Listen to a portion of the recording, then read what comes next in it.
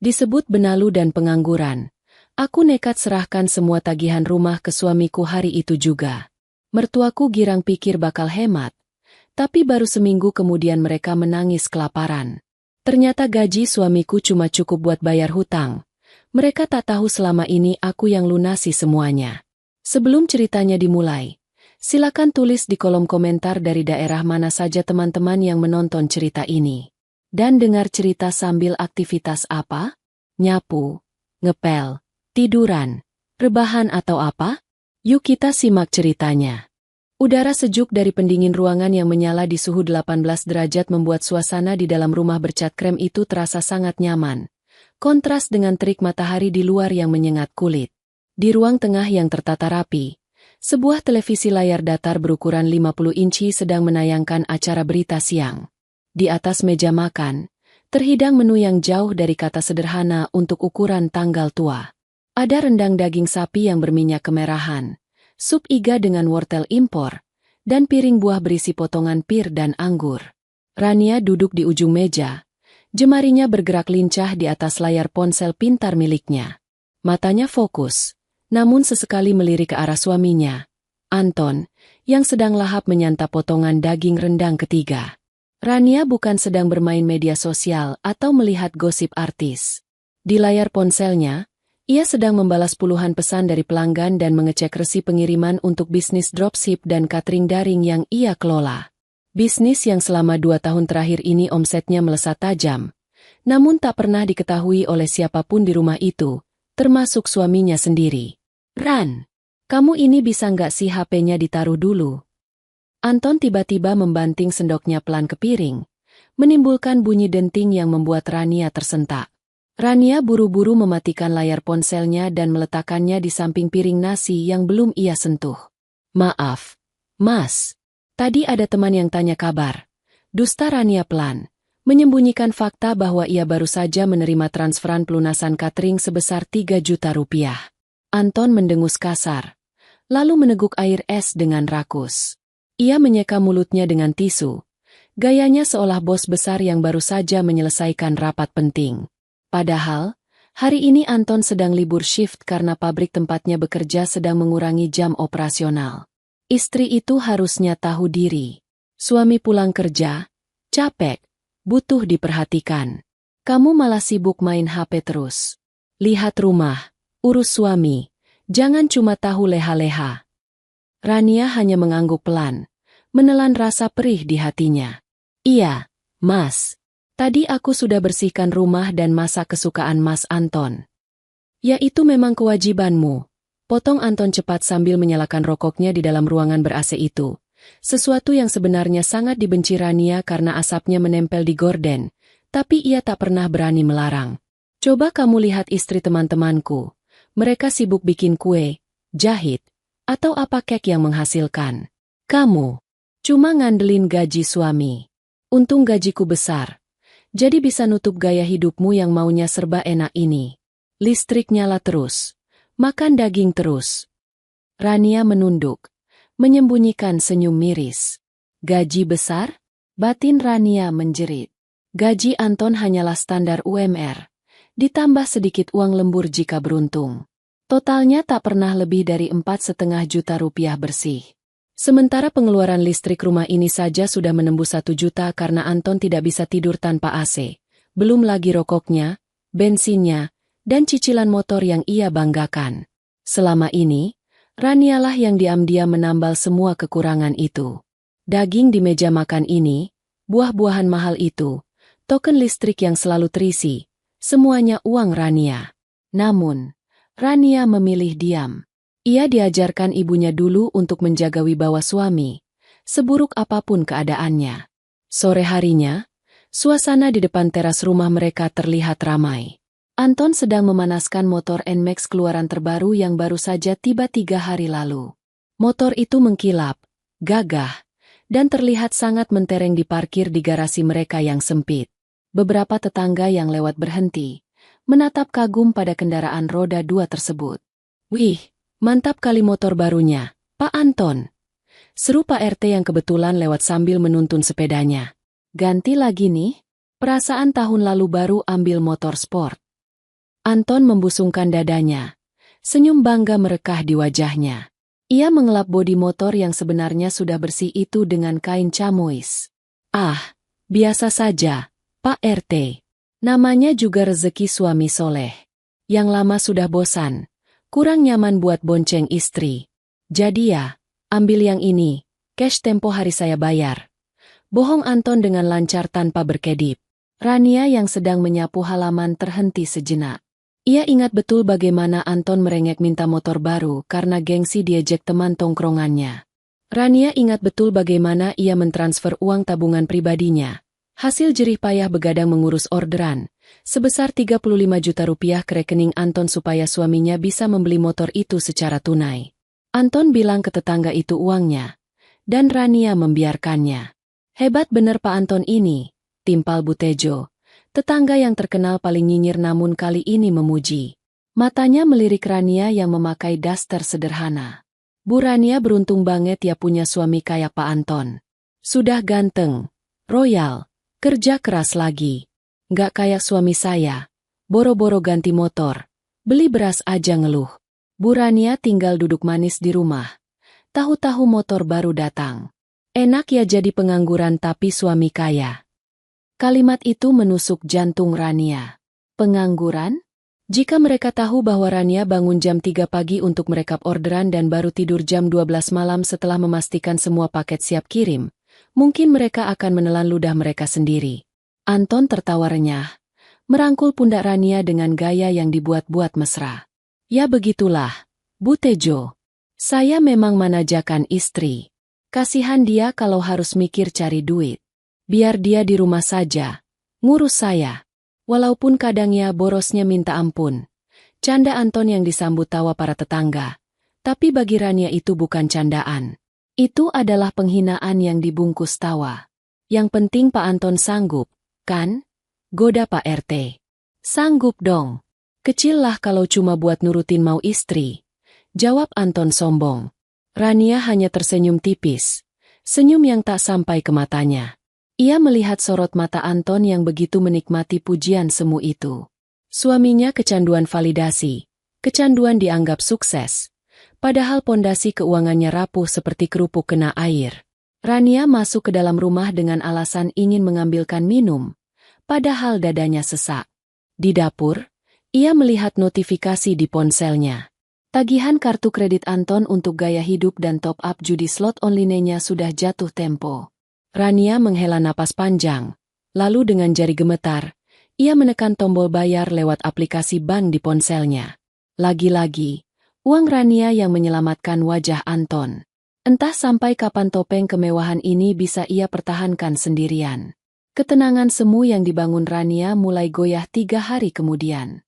Siang itu, saat matahari sedang terik-teriknya memanggang aspal jalanan, sebuah taksi berhenti tepat di depan pagar rumah Rania. Rania yang sedang sibuk membungkus paket-paket catering berupa sambal kemasan botol di ruang tamu, langsung terlonjak kaget saat mendengar suara klakson panjang, diikuti teriakan yang sangat ia kenal. Rania, buka pagarnya. Lama banget sih. Suara itu melengking, tajam, dan penuh tuntutan. Jantung Rania berdegup kencang. Ia mengenali suara itu. Itu suara Bu Marta, ibu mertuanya. Rania buru-buru menyembunyikan botol-botol sambal dan stiker label jualannya ke dalam kardus besar di bawah meja, lalu berlari keluar. Benar saja, di depan pagar berdiri sosok wanita parubaya dengan dandanan menor, memakai kacamata hitam besar, dan membawa 2 koper besar. Ibu, kok nggak kabari dulu kalau mau datang? Tanya Rania sambil tergopoh-gopoh membukakan gembok pagar. Ia mencium tangan mertuanya dengan takzim. Meski hatinya was-was, Bu Marta menarik tangannya cepat-cepat, lalu mengibaskan kipas tangannya dengan heboh. Memangnya kalau mau ke rumah anak sendiri harus bikin proposal? Panas banget ini. Anton mana? Kok bukan dia yang jemput? Mas Anton masih kerja, Bu. Ini kan jam 2 siang. Jawab Rania sambil berusaha mengangkat koper Bu Marta yang berat. Halah. Kerja keras bagai kuda demi menghidupi istri yang di rumah cuma ongkang-ongkang kaki. Sindir Bu Marta pedas sambil melenggang masuk ke dalam rumah tanpa membantu Rania membawa barang. Begitu masuk ke dalam rumah, Mata elang Bu Marta langsung menyapu seisi ruangan. Dingin banget ini AC. Pasti nyala 24 jam ya? Astaga, Rania. Kamu ini benar-benar nggak punya otak ya soal penghematan? Listrik itu mahal. Mentang-mentang Anton gajinya gede, kamu hambur-hamburkan seenaknya. Rania yang baru saja masuk dengan napas tersengal membawa koper hanya bisa menunduk. Lagi panas banget di luar, Bu. Lagian Mas Anton kalau pulang suka marah kalau rumah panas. Bu Marta tidak peduli. Ia berjalan berkeliling rumah seperti seorang auditor yang sedang mencari kesalahan fatal. Ia membuka kulkas, melihat isinya yang penuh dengan bahan makanan premium. Stok untuk catering Rania sebenarnya, tapi Bu Marta tidak tahu. Daging wagyu, salmon, keju mahal. Bu Marta membolak-balik kemasan makanan itu dengan tatapan sinis. Kamu ini makan apa sih? Gaya hidupmu sudah kayak istri pejabat. Kasihan Anton. Uangnya habis dimakanin istrinya buat beli makanan mahal begini. Padahal makan tempe tahu juga kenyang. Itu ada diskon kemarin, Bu. Elak Rania lemah. Ia tidak mungkin bilang itu bahan baku pesanan pelanggan VVIP yang akan ia masak nanti malam. Bu Marta lalu berjalan ke sudut ruang tamu, tempat Rania belum sempat membereskan tumpukan paket yang baru datang dari kurir ekspedisi pagi tadi. Ada tumpukan bubble wrap, kardus-kardus baru, dan beberapa botol kosong kemasan cantik. Ini apa lagi? Bu Marta menendang pelan tumpukan kardus itu. Belanjaan online lagi? Ya ampun, Rania. Tiap hari kerjaanmu cuma check out keranjang oranye? Bukan. Bu, itu. Alah, nggak usah ngeles. Potong Bu Marta cepat. Ia berjongkok dan merobek salah satu paket yang belum dibuka. Isinya adalah selotip khusus dan stiker Tang Yu. Bu Marta mengernyit. Buat apa beli beginian? Sampah. Kamu ini benar-benar boros.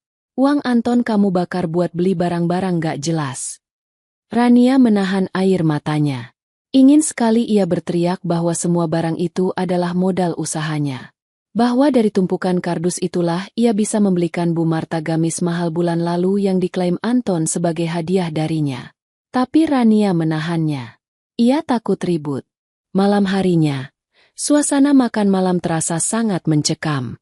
Anton sudah pulang. Wajahnya terlihat lelah namun langsung cerah saat melihat ibunya. Masakan ibu memang paling juara. Beda sama masakan istrimu yang rasanya hambar. Puji Anton sambil mengunyah sayur lodeh buatan Bu Marta. Padahal biasanya Rania masak rendang ia lahap sampai tandas. Sekarang ia menjatuhkan istrinya demi menyenangkan ibunya. Bu Marta tersenyum puas. Lalu menatap Rania tajam. Dengar itu, Ran. Jadi istri itu harus pintar masak. Pintar ngatur duit. Tadi ibu lihat kulkas penuh barang mahal.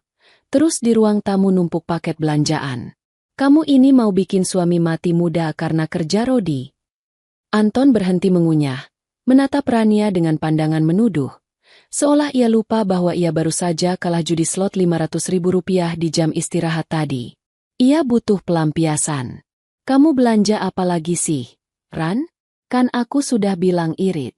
Gajiku memang besar, tapi bukan buat dibuang-buang. Itu bukan belanjaan aneh-aneh, Mas. Itu cuma. Rania mencoba menjelaskan. Cuma apa? Cuma sampah. Sela Bu Marta. Ton, ibu kasih tahu ya. Istrimu ini bahaya. Diam-diam menghanyutkan. Di depanmu manis. Di belakangmu dia gerogoti hartamu. Lihat itu tetangga sebelah. Istrinya bantu suami jualan gorengan. Lah Rania? Cuma tahu scrolling HP dan belanja. Suami kerja banting tulang. Istri di rumah cuma tahu habiskan uang buat beli barang gak penting. Kata-kata, istri boros. Itu keluar dengan sangat fasih dari mulut Bu Marta. Anton membanting sendoknya lagi. Kali ini lebih keras hingga piring retak sedikit. Kamu denger nggak kata ibu? Mulai besok, kurangin main HP. Jangan belanja-belanja online lagi. Kalau aku lihat ada paket datang lagi, aku bakar sekalian sama HP-mu. Bentak Anton. Rania menatap suaminya dengan tatapan tak percaya. Di depan ibunya, Anton berubah menjadi monster yang sok berkuasa. Padahal Rania tahu betul, saldo di ATM Anton saat ini tinggal 200.000 perak, tidak cukup untuk belanja mingguan. Selama ini Rania yang diam. "Maaf, Mas. Maaf, Bu," ucap Rania lirih. Suaranya bergetar. Ia memilih mengalah lagi malam ini. Namun di dalam hatinya, ada sesuatu yang mulai retak. Sama seperti piring yang dipukul Anton tadi. Kesabarannya mulai menipis. Rania meremas roknya di bawah meja.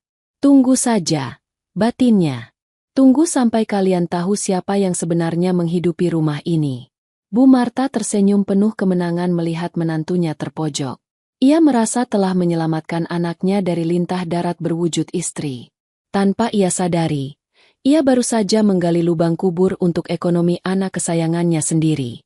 Matahari pagi belum terlalu tinggi, namun hawa panas di dalam rumah kontrakan itu sudah mulai terasa menyengat. Di dapur, Rania sedang mencuci piring bekas sarapan Anton dan Bu Marta. Suara air keran yang mengucur beradu dengan suara televisi yang disetel Bu Marta dengan volume maksimal di ruang tengah. Ibu mertuanya itu sedang menonton acara gosip selebriti sambil mengunyah keripik pedas yang ia temukan di lemari. Stok jualan Rania yang lagi-lagi diambil tanpa izin. Pikiran Rania melayang pada notifikasi di ponselnya yang tergeletak di atas kulkas. Ada masalah dengan pengiriman paket untuk pelanggan VVIP-nya. Bu Siska memesan paket skincare impor seharga 4 juta rupiah sebagai hampers untuk relasinya. Karena ada kesalahan input alamat dari pihak ekspedisi, paket itu diretur kembali ke alamat pengirim, yaitu rumah Rania, sebelum nanti harus dikirim ulang manual oleh Rania. Rania cemas. Takut paket itu datang di saat yang tidak tepat. Dan ketakutan itu menjadi kenyataan. "Paket atas nama Rania." Teriakan kurir dari balik pagar terdengar lantang. Jantung Rania mencelos. Ia buru-buru mematikan keran air, mengelap tangannya yang basah ke daster, dan hendak berlari ke depan. Namun, langkahnya kalah cepat. Bu Marta, yang pendengarannya mendadak setajam radar jika menyangkut kata "paket", sudah lebih dulu melesat ke pintu depan. "Sini, biar saya yang terima," seru Bu Marta garang kepada kurir. Ia menyambar kotak berukuran sedang yang dibungkus rapi dengan kertas kado elegan dan pita emas itu. Rania sampai di teras dengan napas tertahan. "Bu, itu barang titipan teman." Bu Marta tidak menggubris. Ia membolak-balik kotak itu. Matanya membelalak melihat logo merek skincare terkenal yang tercetak di stiker pengiriman. "El Amour Paris." "Heh, Rania, kamu pikir ibu bodoh? Ibu tahu merek ini. Ini skincare mahal yang iklannya sering muncul di TV. Harganya jutaan." "Bu, dengerin Rania dulu. Itu bukan buat Rania. Itu pesanan orang yang nyasar balik ke sini." Rania mencoba meraih kotak itu, tapi Bu Marta menepis tangannya kasar. "Alasan? Pesanan orang kok dikirim ke rumah sendiri? Kamu pasti beli ini buat dirimu sendiri kan? Biar mukamu mulus. Biar bisa genit di luar sana sementara anakku banting tulang sampai kurus," teriak Bu Marta. Suaranya mengundang perhatian beberapa tetangga yang mulai mengintip dari balik pagar. Tepat saat keributan itu memuncak, suara motor NMAX terdengar menderu masuk ke halaman. Anton pulang lebih awal. Wajahnya kusut, matanya merah, dan aura tubuhnya memancarkan kekesalan yang pekat. Rania tahu tanda-tanda itu. Anton baru saja kalah judi. Benar saja, sejam yang lalu di pabrik, Anton bersembunyi di toilet untuk memutar spin judi slot andalannya. Ia baru saja menyetorkan sisa uang belanja bulanan sebesar 500.000 rupiah. Berharap bisa melipat gandakannya menjadi 10 juta untuk membayar hutang pinjol yang jatuh tempo besok. Namun, nasib berkata lain. Uang itu lenyap dalam hitungan menit. Anton pulang dengan kepala pening dan emosi yang siap meledak. "Ada apa ini ribut-ribut?" Malu didengar tetangga. Bentak Anton saat turun dari motor. Bu Marta langsung berlari menghampiri anaknya, menyodorkan paket skincare itu tepat ke wajah Anton. "Lihat kelakuan istrimu ini, Ton. Lihat, di saat kamu kerja keras, dia malah beli krim muka jutaan. Pantas uangmu nggak pernah kumpul. Pantas kamu nggak punya tabungan. Ternyata dimakan sama lintah darat ini buat beli bedak."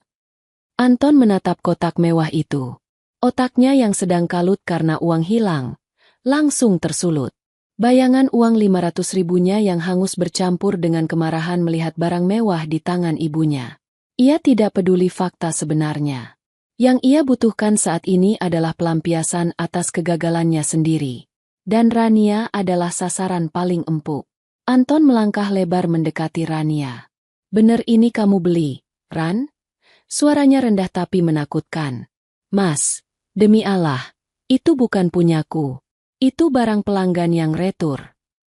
Rania mencoba menjelaskan. Matanya mulai berkaca-kaca. "Halah, bohong," potong Bu Marta. "Mana ada barang pelanggan dibungkus pita emas begini? Ini pasti kado buat diri sendiri kan? Ngaku aja. Kamu tuh ya." Anton menunjuk wajah Rania. Telunjuknya gemetar menahan amarah. "Aku pusing mikirin cicilan, pusing mikirin kebutuhan rumah. Kamu malah enak-enakan belanja barang branded. Kamu sadar nggak sih posisimu itu cuma numpang hidup? Kamu itu parasit." Kata parasit itu menghantam dada Rania lebih keras daripada tamparan fisik. Ia menatap suaminya tak percaya. Selama ini ia yang diam-diam membayar cicilan motor NMAX yang sedang diduduki Anton itu. Ia yang membayar token listrik agar Anton bisa tidur nyenyak dengan AC. Ia yang membelikan rokok Anton. Dan sekarang ia disebut parasit? "Mas, jaga ucapanmu. Aku nggak pernah minta uang sepeser pun buat beli skincare." Rania membela diri. Nadanya mulai meninggi. "Berani kamu ngelawan suami?" Anton yang merasa wibawanya diinjak di depan ibunya, langsung gelap mata. Ia merampas kotak dari tangan ibunya dan membantingnya sekuat tenaga ke lantai teras. Praang! Bunyi botol kaca pecah terdengar menyayat hati. Cairan serum mahal dan krim wajah berhamburan keluar, membasahi lantai keramik putih. Bau wangi menyerbak, bercampur dengan bau amis kemarahan. "Itu harganya 4 juta, Mas," bisik Rania, lemas melihat barang dagangannya hancur. Itu artinya ia harus mengganti rugi uang pelanggannya dari kantong pribadi. "Bodoh amat. Mau 4 juta, mau 10 juta, aku nggak peduli. Ini peringatan buat kamu ya, Rania. Kalau kamu nggak bisa diatur, nggak bisa hemat, mending kamu pergi dari sini." Anton berteriak lantang. Bu Marta tersenyum puas di belakang punggung Anton. Ia merasa menang. Ia menepuk bahu Anton. "Bagus, Ton. Laki-laki itu harus tegas. Jangan mau diinjak istri yang taunya cuma dandan. Ibu dukung kamu 1000%. Rania menatap nanar pecahan kaca di lantai. Ia tidak menangis. Anehnya, air matanya justru kering. Rasa sakit yang tadi menusuk jantungnya perlahan berubah menjadi rasa dingin yang kebas. Ia menatap Anton, lalu menatap Bu Marta. "Baik, Mas. Kalau itu maumu," ucap Rania pelan. Sangat pelan hingga hampir tak terdengar. Namun di balik suara pelan itu, ada sebuah keputusan besar yang sedang ia patri dalam hatinya. Anton mendengus kasar, lalu masuk ke dalam rumah tanpa menoleh lagi. Diikuti Bu Marta yang berjalan dengan dagu diangkat tinggi. Rania dibiarkan sendiri di teras, memunguti pecahan kaca dan membersihkan cairan lengket itu. Di dalam kamar mandi, Rania mencuci tangannya yang terkena sedikit pecahan kaca. Ia menatap pantulan dirinya di cermin. Wajah lelah, mata sembab, das terlusuh. "Parasit ya?"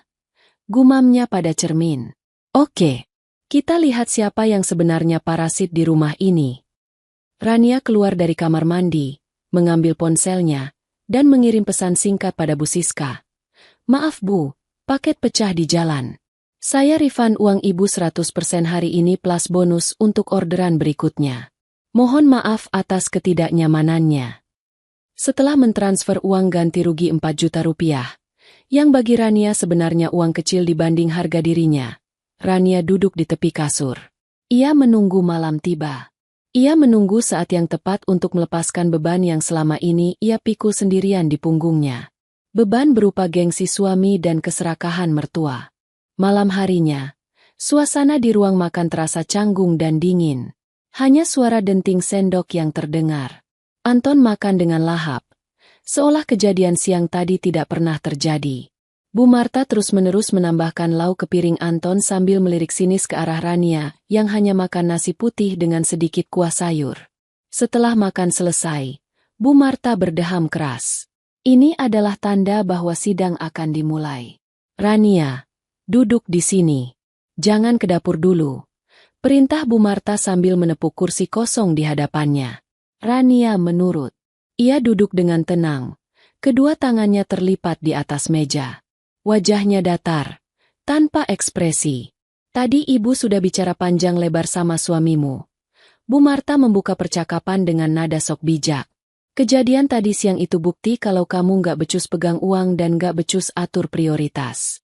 Anton kerja keras, tapi hasilnya nggak kelihatan karena kebocoran pengeluaran yang nggak jelas dari kamu. Anton mengangguk setuju, sambil menyulut rokoknya. Iya, aku capek. Ran. Tiap bulan gaji habis, nggak ada sisa. Padahal gajiku di atas rata-rata orang sini. Rania hampir saja tertawa mendengarnya. Gaji di atas rata-rata? 4,5 juta itu bahkan tidak cukup untuk menutup gaya hidup Anton yang ingin terlihat seperti manajer. Tapi Rania menahan tawanya. Ia membiarkan mereka bicara. Jadi, lanjut Bu Marta, matanya berbinar licik. Demi kebaikan rumah tangga kalian, dan demi masa depan Anton, ibu memutuskan untuk mengambil alih manajemen keuangan rumah ini. Rania mengangkat alisnya sedikit. Maksud ibu? Mulai bulan ini, semua gaji Anton akan diserahkan ke ibu. Ibu yang akan pegang. Ibu yang akan atur belanja harian, bayar listrik, bayar cicilan, semuanya.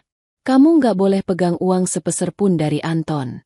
Kalau kamu butuh sabun atau bumbu dapur, kamu harus minta ke ibu, nanti ibu yang belikan. Biar nggak ada lagi uang yang lari ke skincare atau belanjaan paket-paket nggak jelas itu. Anton menimpali. Ini solusi terbaik, Ran. Ibu itu lebih berpengalaman atur duit. Dulu ibu bisa besarin aku sendirian. Jadi aku percaya ibu bisa mengamankan gajiku biar jadi tabungan. Dalam hati, Anton juga merasa lega. Dengan gaji dipegang ibunya, ia tidak perlu pusing ditanya Rania kemana sisa uangnya. Ia juga bisa lebih leluasa minta uang ke ibunya untuk keperluan mendesak, alias deposit judi, karena ibunya pasti lebih gampang dibohongi daripada Rania yang teliti. Rania menatap kedua orang di hadapannya. Suami yang pengecut dan mertua yang serakah. Kombinasi yang sempurna untuk kehancuran. Jadi, Mas Anton setuju? Tanya Rania memastikan. Setuju 100%. Mulai besok, kartu ATM gajiku dipegang ibu. Jawab Anton mantap. Rania menarik napas panjang, lalu menghembuskannya perlahan. Tidak ada air mata. Tidak ada permohonan. Yang ada hanya rasa lega yang luar biasa. Seperti beban ribuan ton baru saja diangkat dari pundaknya. Baik, ucap Rania sambil berdiri. Ia berjalan menuju laci meja rias di sudut ruangan, mengambil sebuah buku catatan tebal bersampul hitam dan dompet Anton yang tergeletak di meja. Rania kembali ke meja makan. Ia meletakkan kartu ATM Anton di hadapan Bu Marta, lalu meletakkan buku catatan itu di sampingnya. Ini ATM Mas Anton. PIN-nya tanggal lahir Mas Anton, kata Rania dengan suara tenang namun tegas. Dan ini buku catatan pengeluaran rumah tangga kita selama ini. Semua tagihan, tanggal jatuh tempo, dan rincian kebutuhan ada di situ. Bu Marta menyambar kartu ATM itu dengan mata berbinar-binar. Ia seperti memegang kunci brankas harta karun. Ia membayangkan di dalamnya ada uang puluhan juta hasil kerja keras anaknya. Ia tidak melirik buku catatan itu sedikit pun. Nah, gitu dong. Jadi istri itu harus nurut. Cibir Bu Marta sambil memasukkan kartu ATM ke dalam dompetnya sendiri. Rania tersenyum. Senyum yang dingin dan misterius. Tapi ada satu hal yang harus kita sepakati. Mas, Bu. Apa lagi? Tanya Anton ketus. Karena ibu sudah mengambil alih tanggung jawab keuangan penuh. Itu artinya aku lepas tangan. Benar-benar lepas tangan. Rania menatap mata Anton lekat-lekat. Mulai detik ini, aku tidak akan mengeluarkan uang serupiah pun untuk urusan rumah ini. Listrik, air, makan, bensin Mas Anton, rokok, pulsa, kuota, cicilan motor, arisan, sumbangan lingkungan, semuanya silakan ibu yang atur dengan gaji Mas Anton yang besar itu. Ya memang begitu seharusnya. Potong Bu Marta angkuh. Kamu pikir ibu nggak bisa? Ibu ini sudah makan asam garam kehidupan. Uang Anton pasti cukup. Bahkan bakal sisa banyak kalau dipegang ibu. Nggak kayak kamu yang boros.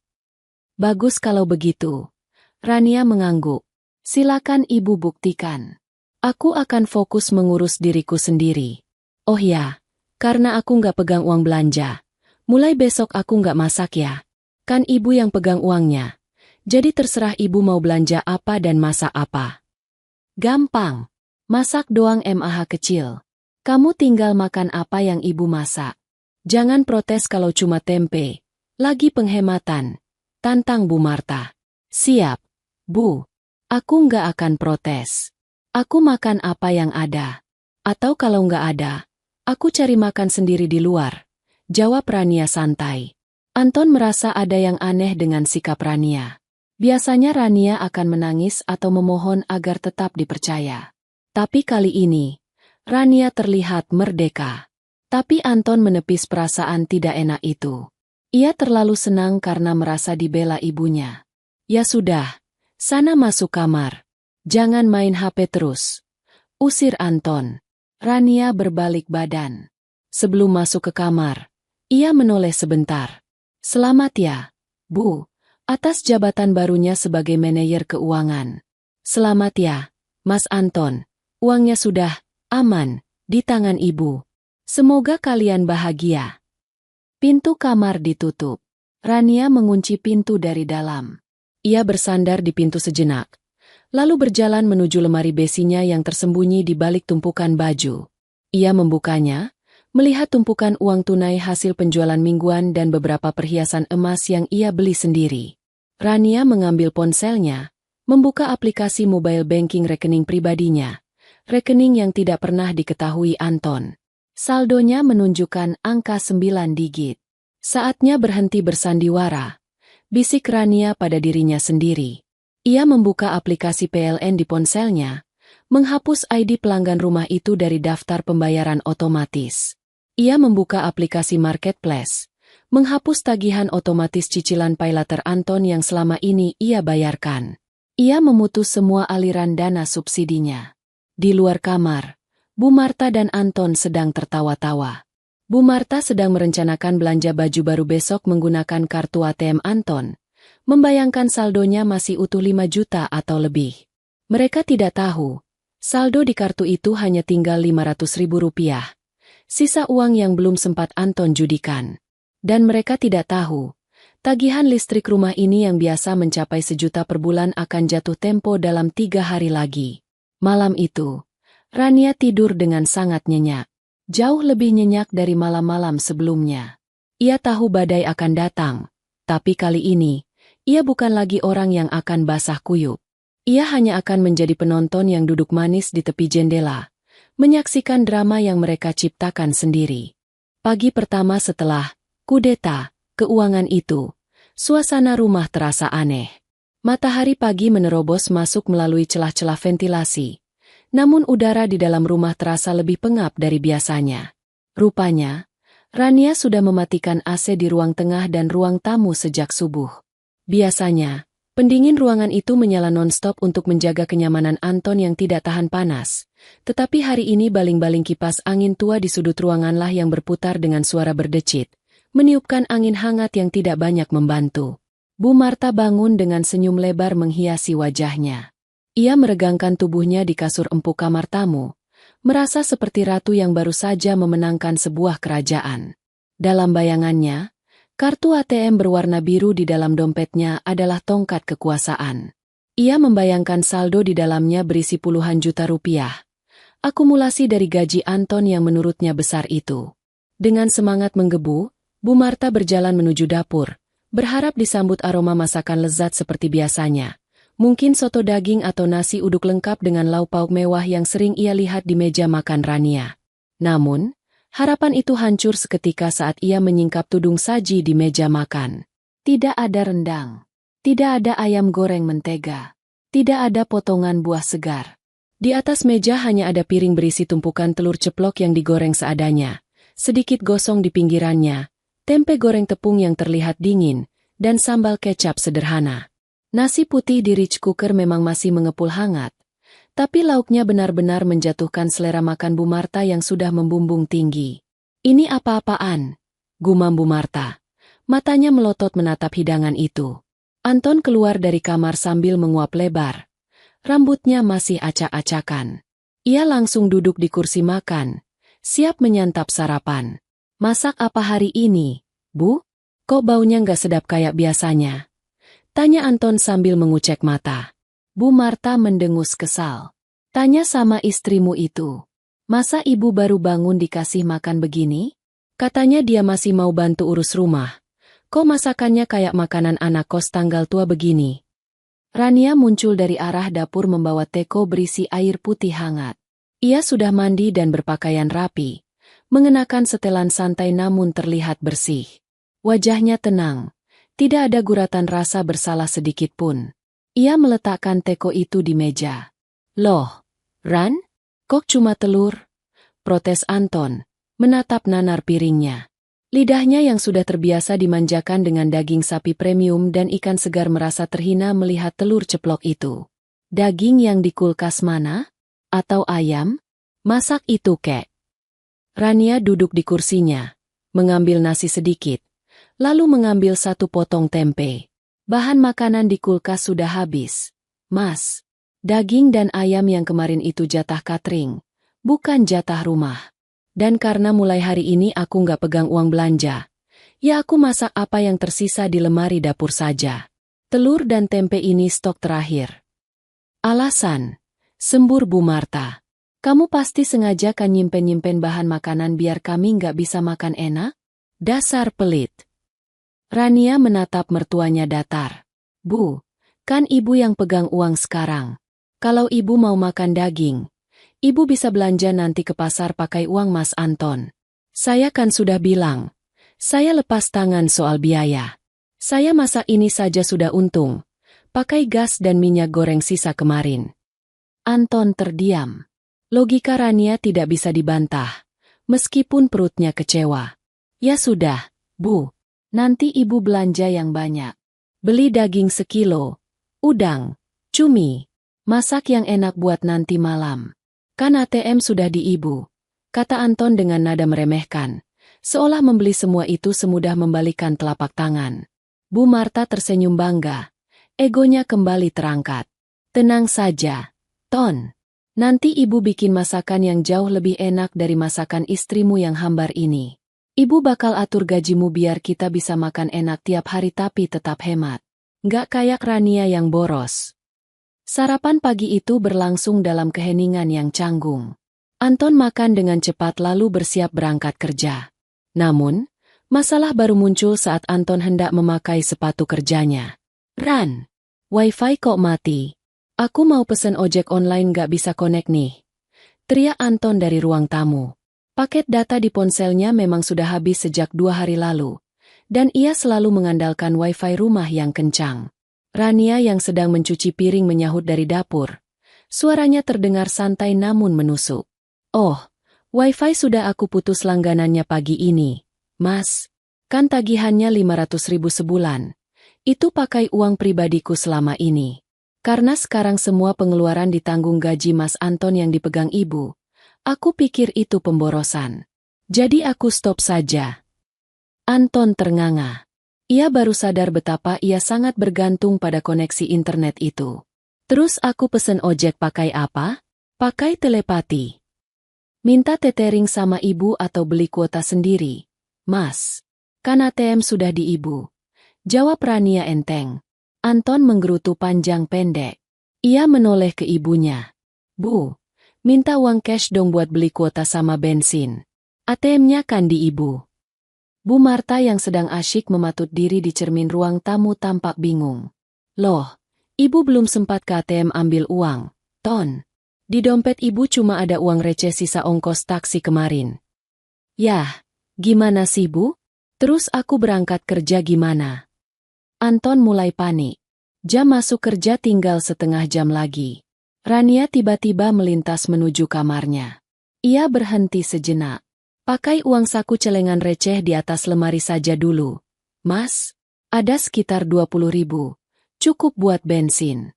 Ojeknya batalin aja. Naik motor sendiri. Dengan wajah menekuk, Anton terpaksa mengorek-ngorek celengan ayam di atas lemari, mengambil uang recehan logam untuk membeli bensin eceran.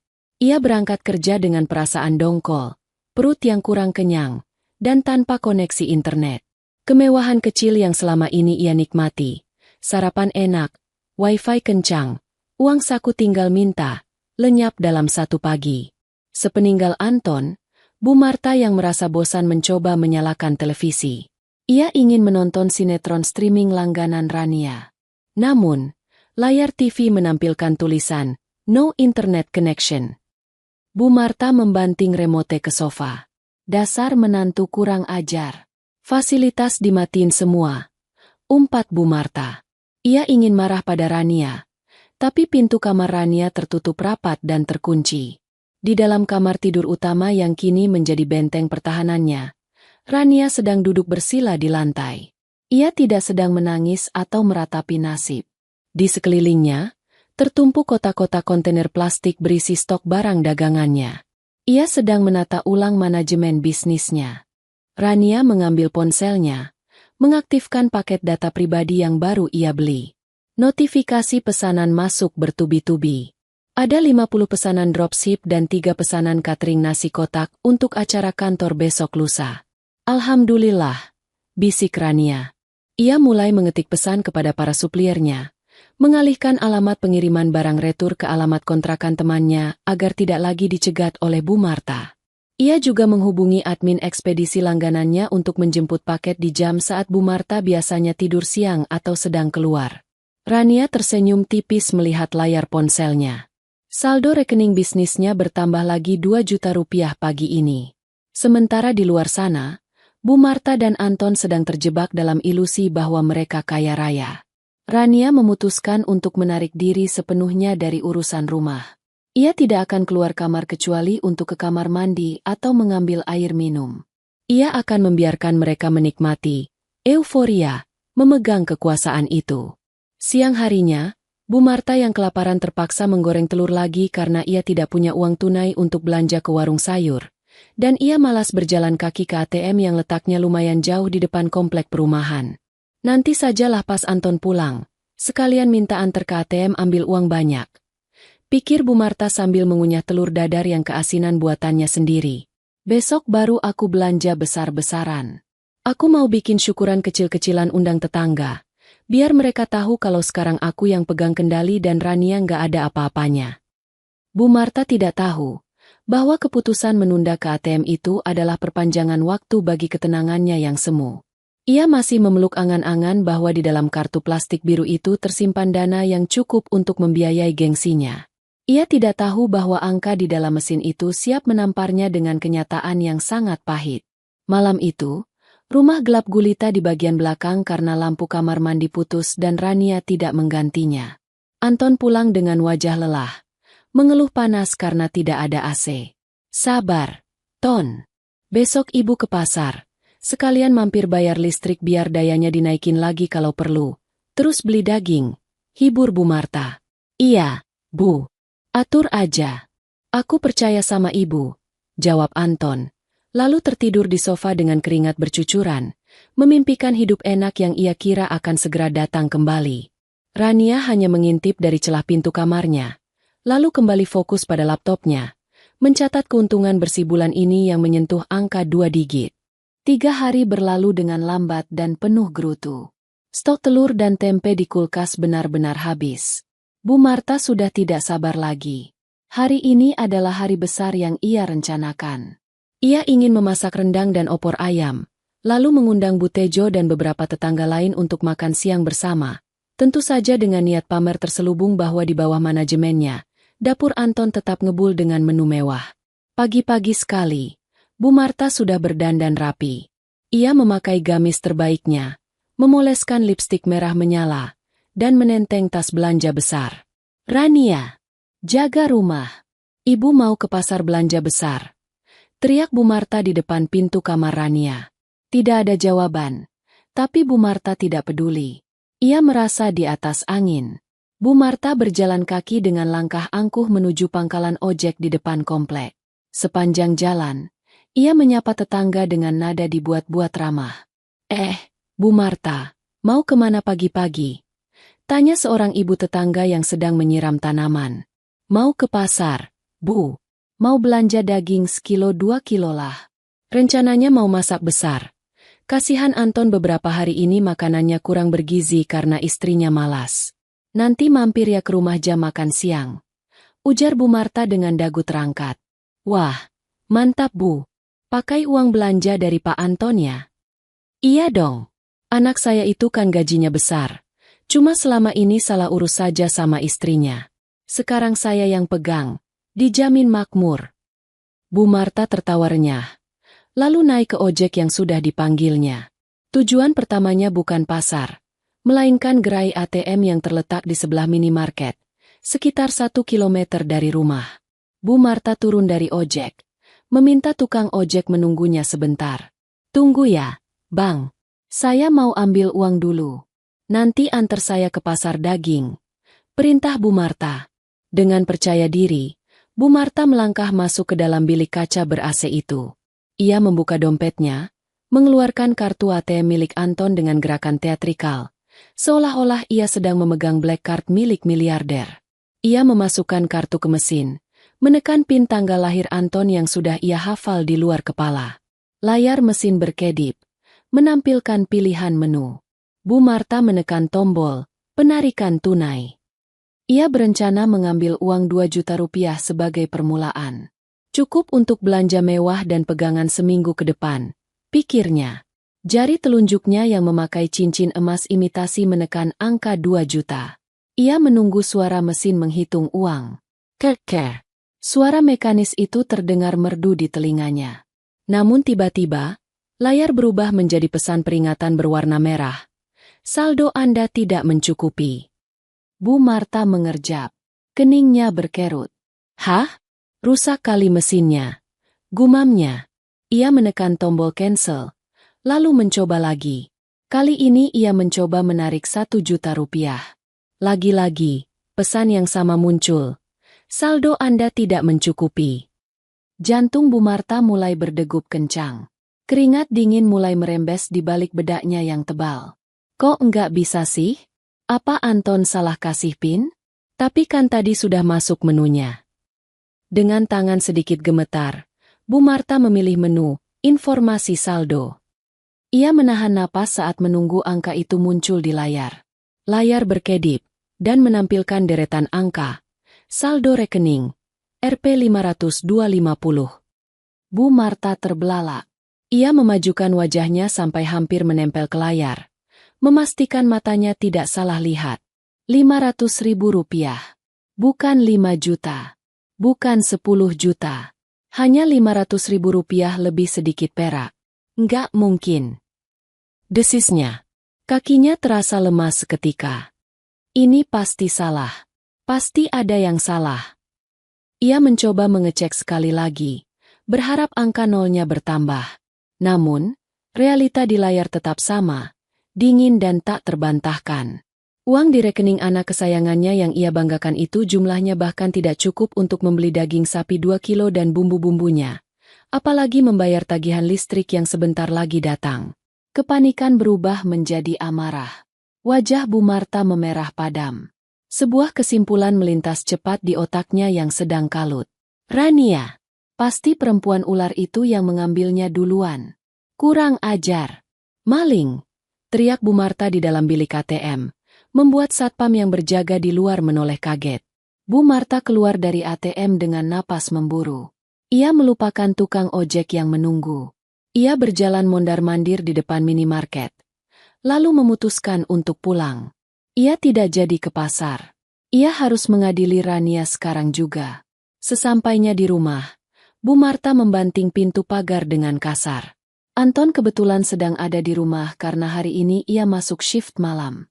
Ia sedang duduk di teras sambil merokok, menikmati sisa-sisa batang rokok terakhirnya. Loh, Bu? Kok cepet banget? Mana belanjaannya? Tanya Anton heran melihat ibunya pulang dengan tangan kosong dan wajah seperti kepiting rebus. Istrimu mana? Panggil dia keluar sekarang. Pekik Bu Marta histeris. Anton kaget. Ada apa sih, Bu? Rania ada di kamar. Bu Marta menerobos masuk, menggedor pintu kamar Rania dengan brutal. Rania, keluar kamu. Maling, pencuri, keluar. Pintu kamar terbuka. Rania berdiri di sana dengan wajah tenang, seolah sudah memprediksi badai ini akan datang. Ada apa, Bu? Teriak-teriak sampai kedengeran tetangga. Jangan pura-pura bodoh kamu. Bu Marta melempar kartu ATM Anton ke lantai, tepat di kaki Rania. Kamu kuras isi ATM Anton kan sebelum kamu kasih ke saya. Ngaku kamu, dasar istri durhaka, lintah darat. Anton yang menyusul masuk ke ruang tengah bingung. Maksud ibu apa? Dikuras gimana? Isinya cuma 500.000 ton. 500.000. Bu Marta menjerit frustrasi. Padahal gajimu kan 4 juta lebih. Kemana sisanya kalau nggak diambil sama perempuan ini diam-diam? Anton terdiam.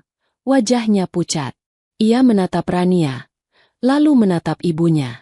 Ia sendiri jarang mengecek saldo karena selama ini Rania yang mengatur semuanya. Ia hanya tahu gajinya masuk, dan hidupnya berjalan lancar. Rania memungut kartu ATM itu dengan santai, lalu meletakkannya di meja. Ia menatap Bu Marta dan Anton bergantian dengan tatapan tajam yang membuat nyali Anton sedikit menciut. Saya tidak mengambil sepeser pun, Bu. Demi Allah. Ucap Rania tegas. Bohong. Terus kemana uangnya? Dimakan setan? Bentak Bu Marta. Rania berjalan ke kamarnya sebentar, lalu keluar membawa sebuah kertas. Lembaran cetak mutasi rekening bulan lalu yang sempat ia print sebagai arsip. Ia juga membawa kalkulator besar dagangannya. Duduk. Perintah Rania. Auranya begitu dominan hingga Bu Marta dan Anton menurut tanpa sadar. Rania meletakkan kertas itu di meja. Mari kita berhitung matematika anak SD, biar ibu dan Mas Anton paham, kata Rania sambil menekan tombol kalkulator dengan bunyi tek-tek-tek yang nyaring. Gaji Mas Anton bulan ini bersih terima, Rp4.500.000. Rania menyebutkan angka itu sambil menunjuk baris kredit di mutasi rekening. Nah kan, banyak itu. Sela Bu Marta. Tunggu dulu. Potong Rania dingin. Mas Anton ambil motor NMAX baru kan? Cicilannya autodebit tanggal 2 setiap bulan. Lihat di sini. Rania menunjuk baris debit. 2 juta rupiah. Langsung potong gaji. Anton menelan ludah. Ia lupa kalau cicilan motornya sebesar itu.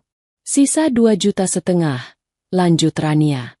Lalu, Mas Anton punya hutang di koperasi pabrik buat bayar judi. Ah maaf. Maksudnya buat keperluan mendesak, 3 bulan lalu kan? Potong gaji otomatis Rp1.500.000. Wajah Anton berubah menjadi merah padam karena malu rahasianya disebut di depan ibunya. Tapi ia tidak bisa membantah. Itu fakta. Sisa 1 juta, kata Rania lagi. Lalu, Mas Anton minggu lalu minta transfer 500.000 ke rekening teman. Yang saya tahu itu bandar slot, katanya buat bayar hutang lama. Itu ada buktinya transfer keluar. Rania meletakkan kalkulator itu di depan wajah Bu Marta. Angka yang tertera di layar kalkulator tepat sama dengan angka yang dilihat Bu Marta di mesin ATM. 4,5 juta, dikurang 2 juta, dikurang 1,5 juta, dikurang 500.000. Sisanya, Rp500.000. Tidak kurang, tidak lebih. Keheningan menyergap ruangan itu. Suara jam dinding berdetik terdengar sangat keras. Bu Marta melongo. Mulutnya terbuka tapi tidak ada suara yang keluar. Matanya menatap angka-angka di kertas mutasi itu dengan tatapan kosong. Jadi uangnya memang cuma segitu? Tanya Bu Marta lirih. Suaranya bergetar hebat. Iya, Bu. Itu uang besar yang Ibu banggakan. Rp500.000 untuk hidup sebulan. Untuk makan, bayar listrik, beli bensin, beli rokok, dan beli daging yang ibu impikan tadi. Rania menyindir dengan halus namun telak. Tapi. Bu Marta menoleh ke arah Anton dengan tatapan menuntut penjelasan. Ton, benar begitu? Terus selama ini kita makan enak, listrik nyala terus, kamu beli baju bagus, motor baru, itu uang dari mana? Anton menunduk dalam-dalam, menyembunyikan wajahnya di antara kedua tangannya. Ia tidak berani menjawab. Ia tidak punya jawaban. Selama ini ia buta. Ia pikir uang 500.000 sisa gajinya itu adalah uang jajan, sementara kebutuhan rumah terbayar oleh berkah atau apalah. Rania tersenyum miring. Pertanyaan yang ditunggu-tunggu akhirnya keluar juga. Nah, itu pertanyaan bagus, Bu, kata Rania pelan, sambil melipat tangannya di dada. Selama ini uang dari mana?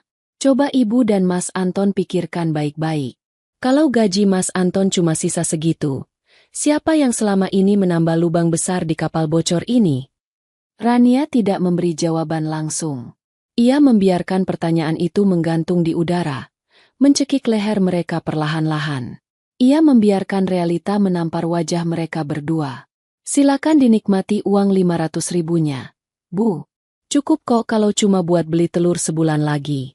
Tapi jangan harap bisa beli daging, pungkas Rania.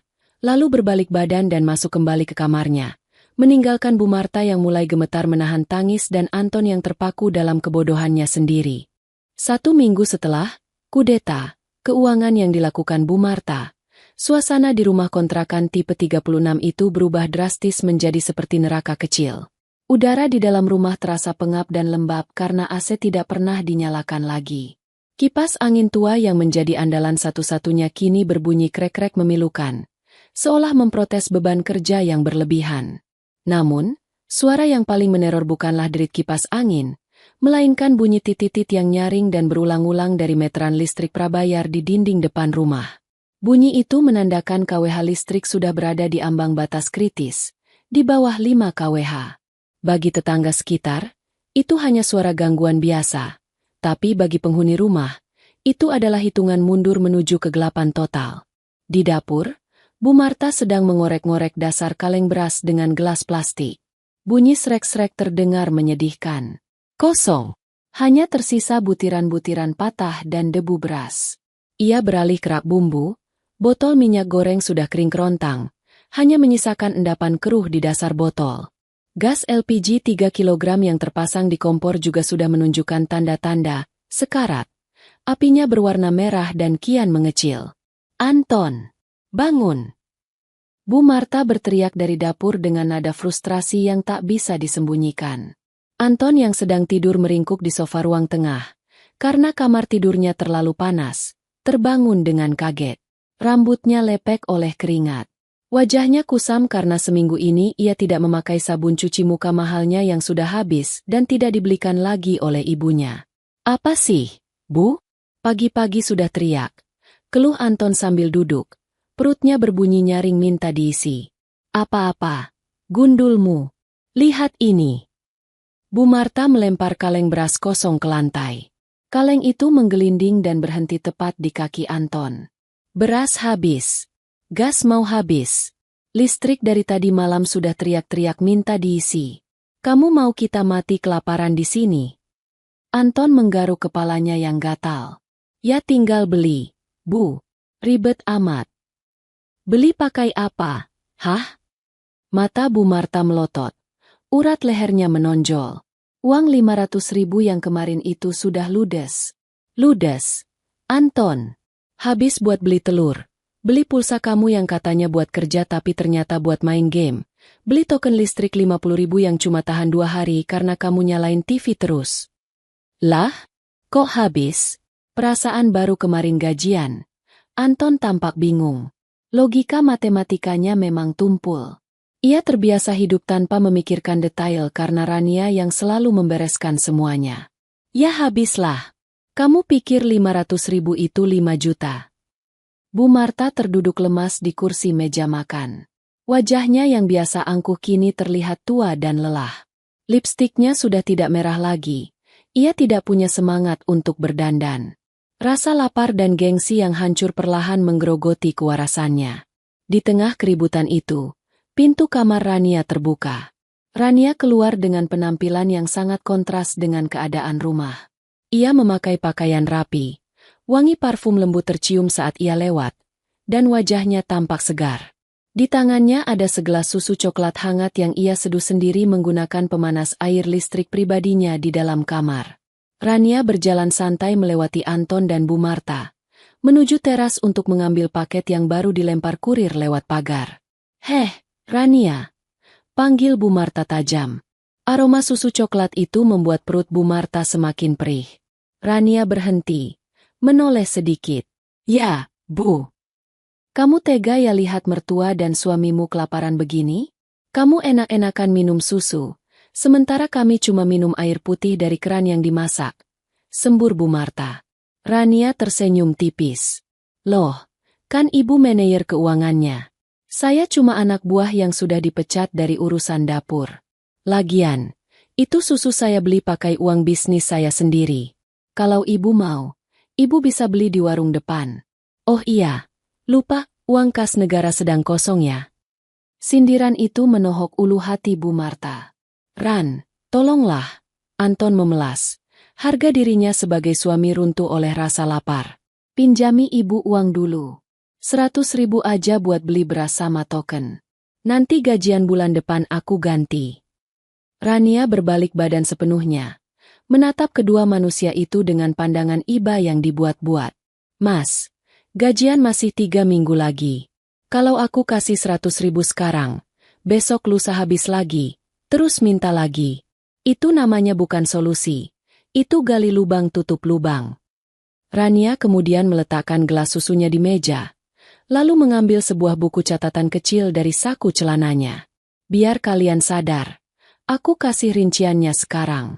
Nyata, tanpa rekayasa," ucap Rania tegas. Ia membuka halaman yang penuh dengan angka-angka. "Dengar baik-baik. Mulainya, biaya listrik rumah ini, dengan pemakaian normal AC dan TV, rata-rata 1 juta per bulan. Biaya makan kita bertiga, kalau mau makan layak ada daging dan sayur, itu minimal 3 juta rupiah. Uang bensin Mas Anton 500.000. Rokok Mas Anton sebulan 600.000. Belum sabun, odol, deterjen, iuran sampah, air galon." Rania menjeda kalimatnya, membiarkan mereka mencerna. Total kebutuhan dasar rumah ini, minimal 5,5 juta sampai 6 juta rupiah per bulan. Itu pengeluaran real. Anton dan Bu Marta terdiam. Angka itu terdengar sangat besar di telinga mereka sekarang. "Sedangkan," lanjut Rania, menunjuk Anton, "gaji bersih Mas Anton yang bisa dibawa pulang cuma 500.000 rupiah. Defisitnya 5 juta lebih setiap bulan." 5 juta. Gumam Bu Marta. Wajahnya pucat pasi. "Jadi selama ini, kurangnya 5 juta tiap bulan?" "Betul," jawab Rania. "Selama 2 tahun pernikahan ini, setiap bulan ada lubang sebesar 5 juta rupiah yang harus ditutup. Dan sekarang, coba ibu pikir pakai logika, bukan pakai emosi. Selama ini, siapa yang menutup lubang itu? Siapa yang membayar listrik biar Mas Anton gak kepanasan? Siapa yang belanja daging biar ibu bisa pamer ke tetangga kalau anak ibu sukses?" Keheningan yang mencekam menyelimuti ruangan itu. Pertanyaan Rania menggantung di udara seperti pedang yang siap menebas leher. Bu Marta menatap Rania dengan tatapan baru. Tatapan ngeri bercampur sadar. Ia baru menyadari bahwa wanita yang selama ini ia hina sebagai benalu, sebenarnya adalah tiang penyangga utama atap rumah ini. "Kamu." Suara Anton tercekat. "Jadi selama ini uangmu?" Rania tidak menjawab. Ia hanya mengangkat bahu, mengambil kembali gelas susunya. "Silakan dipikirkan sambil menahan lapar. Anggap saja ini puasa sunnah untuk melatih kesabaran." Tepat saat Rania hendak melangkah kembali ke kamarnya, lampu di ruang tengah berkedip sekali, lalu mati total. "Pet!" Suara titit-titit dari meteran berhenti. Token listrik benar-benar habis. Kipas angin berhenti berputar perlahan. Keheningan yang tiba-tiba itu terasa lebih menakutkan daripada kegaduhan tadi. Rumah itu kini gelap, panas, dan tanpa energi. Sama seperti masa depan Anton dan ibunya. Nah, sudah mati, komentar Rania datar. Selamat menikmati kegelapan. Untung powerbank saya penuh. Rania masuk ke kamar, dan bunyi kunci pintu diputar terdengar sangat jelas di telinga Anton yang mulai berkeringat dingin. Kekacauan karena listrik mati hanyalah permulaan. Siang harinya, saat matahari berada tepat di atas kepala, suhu di dalam rumah yang tanpa ventilasi memadai itu naik drastis. Bu Marta duduk lemas di lantai teras, mengipas-ngipas wajahnya dengan potongan kardus bekas. Perutnya melilit. Anton sudah pergi entah kemana dengan motornya. Mungkin mencari pinjaman ke teman-temannya yang mulai menjauh karena ia sering berhutang. Tiba-tiba, kedamaian siang yang panas itu pecah oleh suara motor-motor besar yang berhenti mendadak di depan pagar. Bukan satu, tapi 3 motor sekaligus. Suara knalpot bising membuat tetangga sekitar melongok dari balik jendela. Dok! Dok! Dok! Pagar besi digedor dengan sangat keras, seolah hendak dirobohkan. Anton! Keluar lu!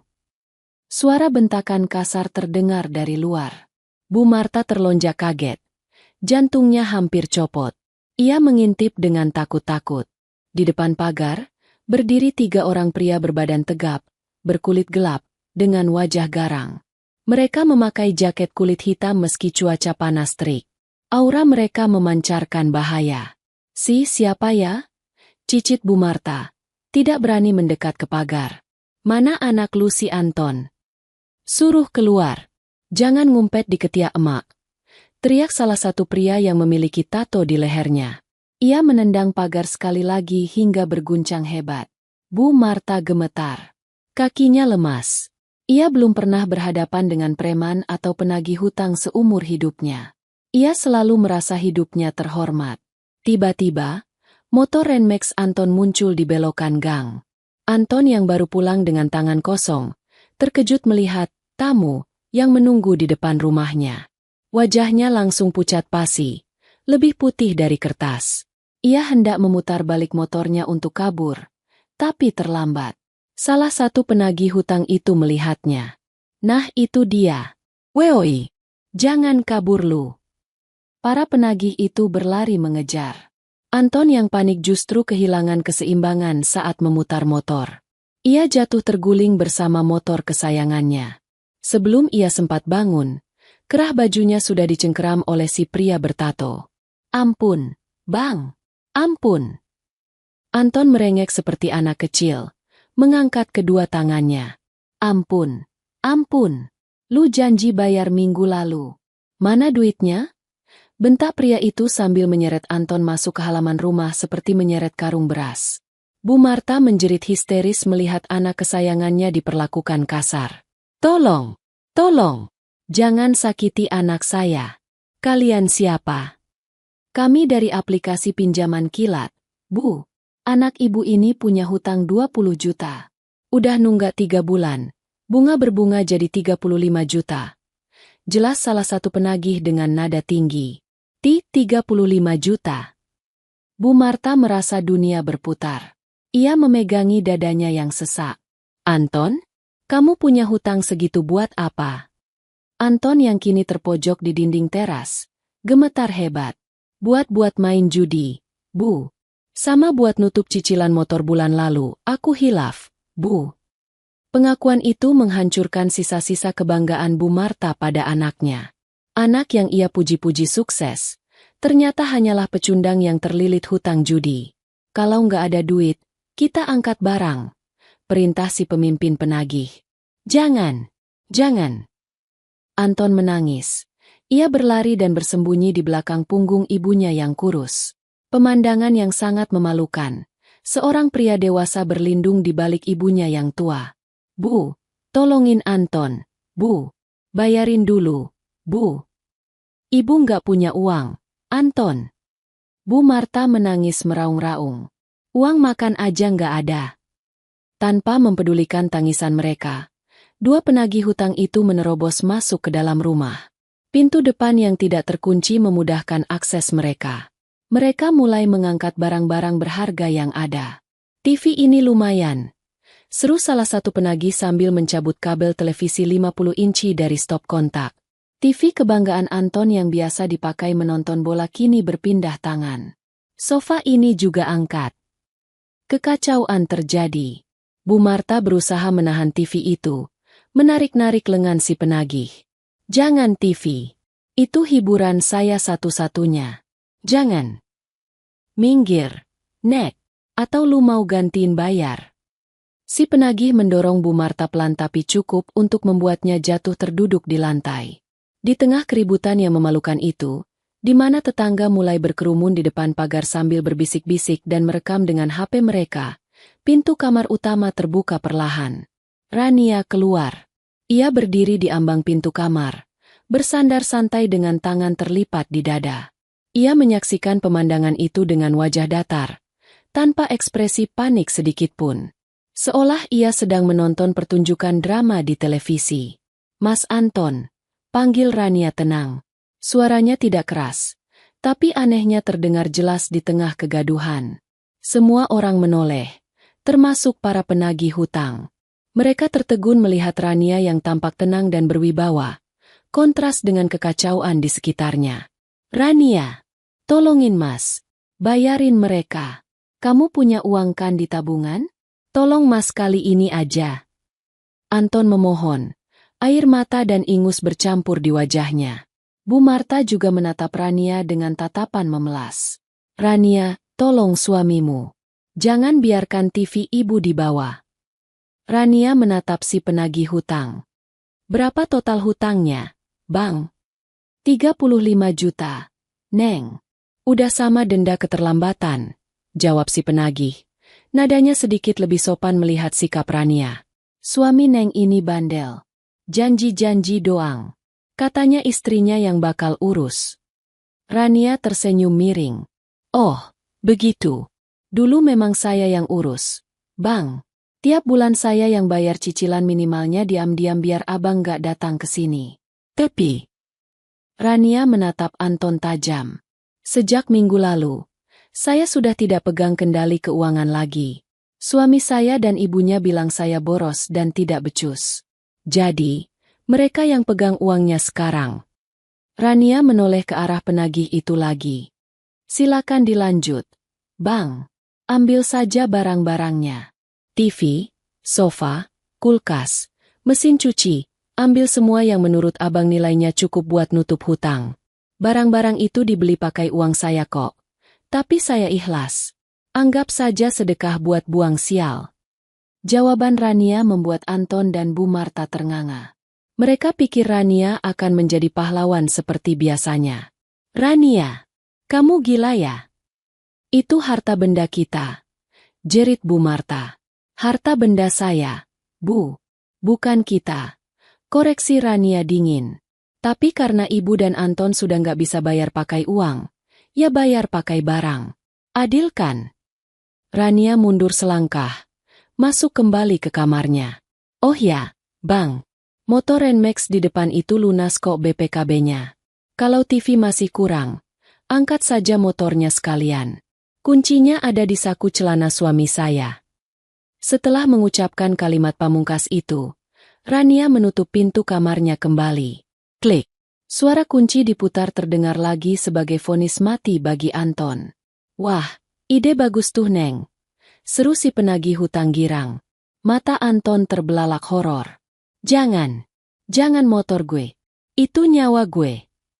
Tapi para penagih hutang itu tidak peduli. Mereka meletakkan TV, lalu mengeroyok Anton untuk mengambil kunci motor dari sakunya.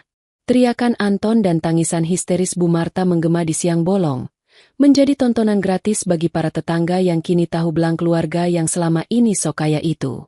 Di dalam kamar yang sejuk karena Rania menyalakan kipas angin portabel bertenaga baterai, Rania duduk di tepi ranjang. Ia memasang earphone, memutar musik klasik, meredam suara kehancuran yang sedang terjadi di luar. Hatinya beku. Rasa kasihan itu sudah mati, dibunuh oleh kesombongan mereka sendiri.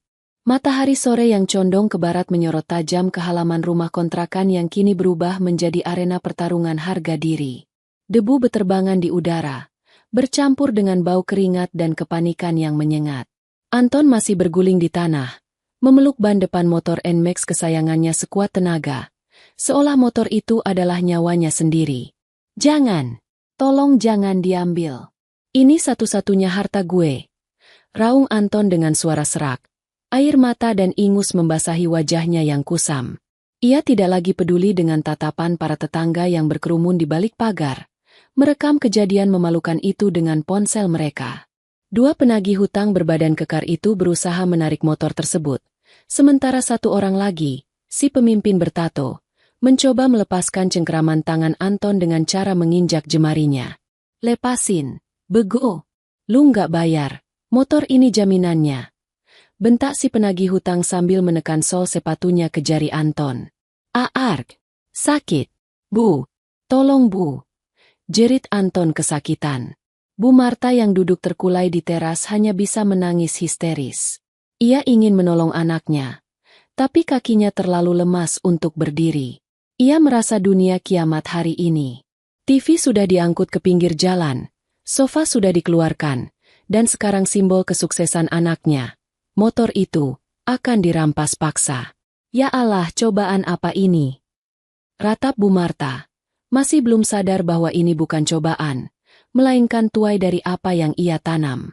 Di tengah kekacauan yang memekakan telinga itu, tiba-tiba sebuah suara mesin mobil yang halus namun bertenaga terdengar mendekat. Sebuah mobil SUV mewah berwarna hitam mengkilap, Pajero Sport Dakar terbaru, perlahan membelah kerumunan tetangga di depan pagar. Klaksonnya berbunyi pendek, berwibawa, membuat orang-orang menyingkir dengan segan. Mobil itu berhenti tepat di depan gerbang yang terbuka lebar. Kaca filmnya gelap pekat, menyembunyikan siapa sosok di dalamnya. Kehadiran mobil mewah di lingkungan kontrakan padat penduduk itu seketika mengalihkan perhatian semua orang, termasuk para penagih hutang yang sedang bergulat dengan Anton. Pintu pengemudi terbuka. Turunlah seorang pria muda, tegap, berpakaian kemeja rapi dengan kacamata hitam. Ia berjalan memutari mobil dan membukakan pintu penumpang belakang dengan sikap hormat seorang asisten. Dari pintu belakang itu, bukan orang asing yang keluar, melainkan Rania. Namun, ini bukan Rania yang biasa mereka lihat memakai daster lusuh saat menyapu halaman. Rania kali ini tampil memukau. Ia mengenakan blus sutra berwarna krim, celana bahan yang jatuhnya pas di kaki, dan high heels yang mengetuk aspal dengan bunyi tak-tak penuh percaya diri. Rambutnya digerai indah, wajahnya dipoles make-up tipis yang elegan. Di tangannya, ia menjinjing tas bermerek yang harganya mungkin setara dengan 3 bulan gaji Anton. Keheningan menyergap seketika. Anton yang masih memeluk ban motor mendongak, mulutnya ternganga. Bu Marta menghentikan tangisannya, matanya mengerjap tak percaya. Apakah wanita anggun di sana itu benar-benar menantunya yang pengangguran? Rania berjalan tenang melewati para tetangga yang berbisik kagum, lalu berdiri di hadapan para penagih hutang. Pria yang turun dari kursi pengemudi tadi berdiri sigap di belakang Rania, memegang sebuah map dokumen. "Berhenti," ucap Rania. Suaranya tidak keras, tidak membentak, tapi memiliki otoritas yang membuat si penagih hutang refleks melepaskan injakannya dari jari Anton. "Siapa lu? Istrinya lagi?" tanya si penagih hutang dengan nada yang sedikit lebih sopan, terintimidasi oleh penampilan Rania dan mobil besar di belakangnya. "Berapa sisa hutang suami saya beserta bunganya?" tanya Rania to the point, tanpa basa-basi. Si penagih hutang mengeluarkan kertas tagihan dari saku jaket kulitnya. Total pokok 20 juta. Bunga dan denda keterlambatan jadi 35 juta rupiah. Harus lunas hari ini atau motor dan barang-barang kami sita. Rania mengangguk pelan. Ia menoleh ke arah Anton yang masih terkapar di tanah seperti gelandangan. "Bangun, Mas," perintah Rania dingin. Anton merangkak bangun, membersihkan debu dari celananya dengan gemetar. "Ran, kamu mau bayarin? Kamu punya uang? Bayarin Mas." "Ran, Mas janji bakal ganti." Rania tidak menjawab janji kosong itu. Ia menoleh ke pria di belakangnya. "Mas Bayu, tolong ambilkan surat perjanjian yang sudah saya siapkan di mobil." Pria bernama Bayu itu mengangguk dan mengambil sebuah map biru dari dalam mobil. Rania menerima map itu, lalu menyodorkannya ke hadapan Anton, beserta sebuah pulpen mahal. Aku akan melunasi hutangmu, Mas. 35 juta rupiah. Detik ini juga. Lunas. Motor tidak akan diambil. TV tidak akan dibawa. Ucap Rania datar. Wajah Anton langsung cerah. Seolah baru mendapat durian runtuh. Alhamdulillah. Makasih, Ran. Kamu memang istri solehah. Makasih sayang. Tunggu dulu, potong Rania tajam. Menahan tangan Anton yang hendak memeluknya. Tidak ada makan siang gratis. Mas Anton, aku bayar hutangmu dengan satu syarat mutlak. Syarat? Apa syaratnya? Apa aja Mas lakuin? Anton mengangguk-angguk cepat. Tanda tangani surat ini sekarang juga. Rania membuka map itu. Anton membaca judul surat itu dengan mata membelalak. Surat pernyataan talak dan pemisahan harta. Talak? Cerai. Anton tergagap. Ran, kamu bercanda kan? Masa gara-gara hutang kamu minta cerai? Bukan cuma gara-gara hutang, Mas. Tapi gara-gara penghinaan, ketidakmampuanmu memimpin, dan sifat parasitmu serta ibumu. Jawab Rania lantang, sengaja agar Bu Marta dan tetangga mendengar. Pilihannya cuma dua. Kamu tanda tangan surat ini, aku lunasi hutangmu, dan motor serta nama baikmu selamat. Atau, kamu tolak tanda tangan, aku masuk ke mobil, dan membiarkan abang-abang ini menghabisimu serta mengambil semua barangmu sampai kamu telanjang. Anton menelan ludah. Ia melihat wajah garang para penagih hutang yang sudah tidak sabar. Ia melihat motor NMAX-nya. Ia melihat mobil mewah Rania. Nyalinya ciut. Ia adalah pria yang tidak bisa hidup susah. Tapi, nanti aku tinggal sama siapa? Cicit Anton. Itu urusanmu. Cepat putuskan. Abang ini nggak punya waktu seharian. Desak Rania sambil melirik jam tangannya yang berkilau emas. Weh, buruan. Kalau nggak bayar, kita angkut sekarang. Bentak si penagih hutang. Dengan tangan gemetar hebat, Anton mengambil pulpen itu. Di bawah tatapan nanar ibunya yang masih terduduk di lantai, Anton menggoreskan tanda tangannya di atas materai. Ia menjual pernikahannya demi menyelamatkan motor dan lepas dari hutang. Rania menarik kertas itu segera setelah Anton selesai. Ia mengeceknya sekilas, lalu tersenyum puas. Ia menyerahkan map itu kepada Bayu. Bayu, transfer 35 juta ke rekening perusahaan pinjaman ini sekarang. Tunjukkan buktinya. Perintah Rania. Bayu mengeluarkan tabletnya, mengetik sebentar, lalu menunjukkan layar tablet ke arah penagih hutang. Sudah masuk, Bang. Silakan cek. Si penagih hutang mengecek ponselnya. Notifikasi masuk. Wajah garangnya berubah menjadi senyum lebar. Mantap. Lunas. Oke. Neng bos. Urusan kita kelar. Maaf ya tadi agak kasar. Namanya juga tugas. Para penagih hutang itu meletakkan kembali TV yang sempat mereka angkat. Lalu pergi meninggalkan lokasi dengan motor mereka yang menderu. Meninggalkan keheningan panjang di halaman rumah kontrakan itu. Setelah penagih pergi, Anton mencoba tersenyum canggung pada Rania. Udah lunas kan, Ran? Berarti kita bisa mulai dari awal lagi kan? Surat tadi cuma formalitas kan buat nakutin penagih. Rania tertawa. Tawa yang kering dan meremehkan. Formalitas? Kamu pikir aku main-main, Mas? Bu Marta yang merasa badai sudah berlalu, mulai berani berdiri dan mendekat. Sifat aslinya kembali muncul. Rania, syukurlah kamu bayar. Memang seharusnya begitu istri berbakti. Tapi kamu dapat uang dari mana sebanyak itu? Tadi mobil siapa? Jangan-jangan kamu. Bu Marta menatap curiga ke arah Bayu. Kamu jadi simpanan orang kaya ya? Rania menatap mertuanya dengan tatapan jijik. Jaga mulut ibu. Mas Bayu ini adalah manajer operasional di perusahaanku. Dan mobil itu? Itu mobil inventaris kantorku, yang dibeli pakai uangku sendiri. Perusahaan. Bu Marta melongo. Maksudmu bisnis jualan sambal remeh-temeh itu? Bisnis yang ibu bilang remeh, sampah, dan cuma bikin rumah sempit itu. Omsetnya ratusan juta per bulan, Bu. Rania mengungkapkan fakta yang selama ini ia simpan rapat. Selama 2 tahun ini, aku bukan cuma dropshipper. Aku punya gudang sendiri, punya 10 karyawan, dan menyuplai catering ke 3 pabrik besar di kawasan industri ini. Mata Anton dan Bu Marta membulat sempurna. Rahang mereka seakan jatuh ke tanah.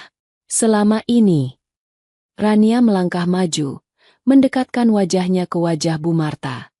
Aku diam karena aku menghargai Mas Anton sebagai suami. Aku menutupi kekurangan gajinya yang kecil itu dengan uangku. Mobil Landmax itu? Enggak. TV 50 inci itu? Enggak. AC yang nyala 24 jam? Enggak. Daging rendang yang ibu makan lahap? Enggak. Rania menunjuk dada Anton dengan telunjuknya. Gaji anak ibu yang cuma 4,5 juta itu, cuma numpang lewat. Bahkan gak cukup buat bayar bunganya sendiri. Kalian hidup mewah di atas keringatku, tapi kalian malah menginjak-injak kepalaku, menyebutku benalu, menyebutku boros. Sekarang, Rania merentangkan tangannya. Benalu ini sudah pergi. Silakan kalian hidup dengan gaji besar, kebanggaan ibu itu. Anton jatuh berlutut. Kakinya benar-benar lemas mendengar fakta itu. Ia baru sadar bahwa ia telah membuang berlian demi memungut kerikil. Ia baru sadar bahwa kemewahan hidupnya selama ini adalah subsidi dari istri yang ia sia-siakan. Ran, maafin aku. Ran.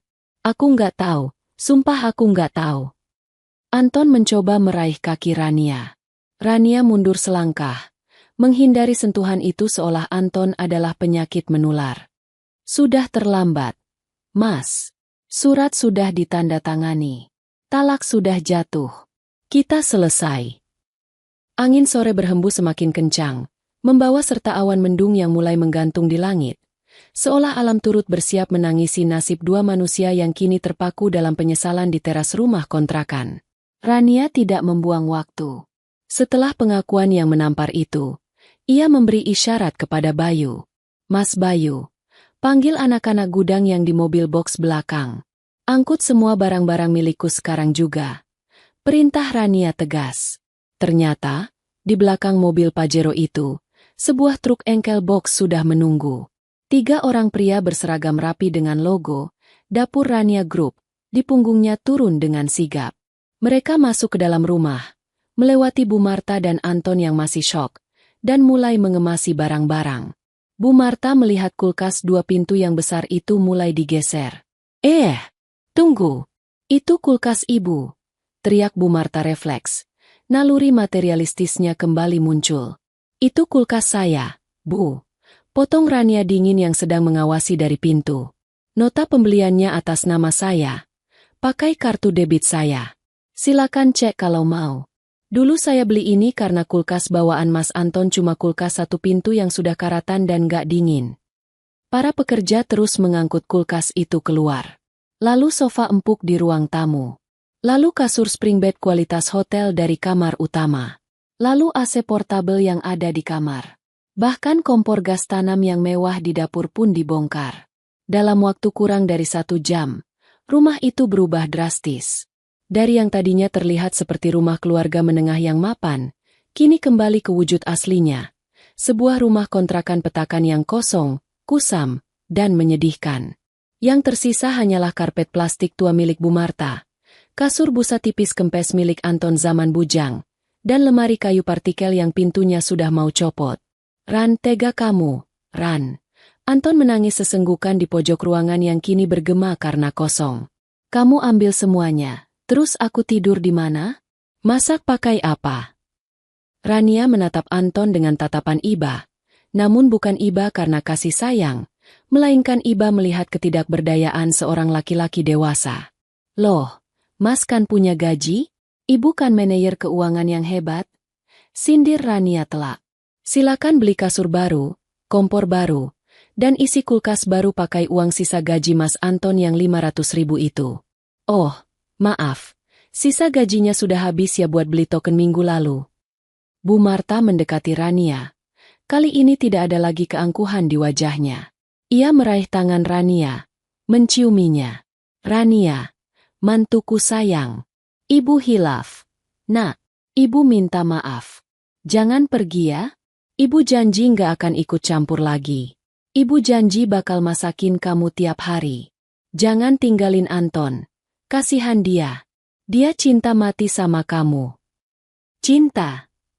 Rania menarik tangannya kasar. Cinta macam apa yang membiarkan istrinya dihina ibunya sendiri? Cinta macam apa yang lebih mementingkan judi slot daripada susu anak? Ah, untung kita belum punya anak, Mas. Tuhan masih sayang sama aku. Ibu janji akan berubah. Ran. Tollah. Ibu sudah tua. Masa ibu tidur di lantai? Bu Marta memelas. Air matanya membanjiri pipi yang keriput. Ia membayangkan malam ini harus tidur tanpa AC. Tanpa kasur empuk, dan perut lapar. Itu bukan urusanku lagi, Bu. Jawab Rania tegas. Saat ibu mengusirku dari dapur, saat ibu mengambil kartu ATM itu, saat ibu menghina orang tuaku karena dibilang gagal mendidik anak, saat itulah pintu maafku sudah tertutup. Pekerjaan pengangkutan selesai. Truk box sudah menutup pintunya. Bayu membukakan pintu mobil Pajero untuk Rania. Semua sudah siap. Bu Rania, kita berangkat sekarang. Tanya Bayu. Sebentar. Rania merogoh tas tangannya. Ia mengeluarkan selembar uang kertas berwarna biru. 50.000 rupiah. Ia berjalan mendekati Anton dan Bu Marta yang berdiri seperti gembel di teras rumah mereka sendiri. Langit sudah mulai gelap, dan karena token listrik habis, rumah itu gelap gulita.